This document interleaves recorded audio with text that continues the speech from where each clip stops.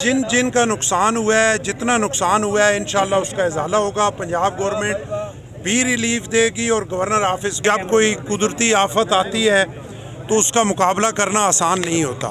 और यहाँ पे 400 मिलीमीटर बारिश जो है वो हुई है 10 घंटे में।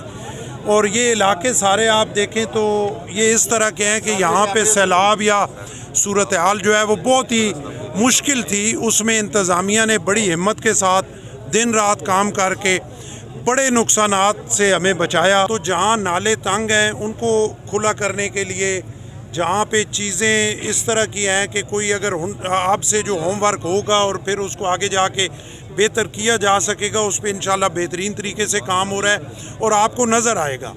लेकिन अब एक बात है ना कि अल्लाह की तरफ से ये 400, इससे पहले तारीख में आप देखें तो बहुत कम इस तरह हुआ, 450 और 10 घंटे में। तो आफात से जो है वो अपनी हिम्मत के साथ, कोशिश के साथ चीज़ों को बेहतर किया जा सकता है, मुकाबला नहीं होता।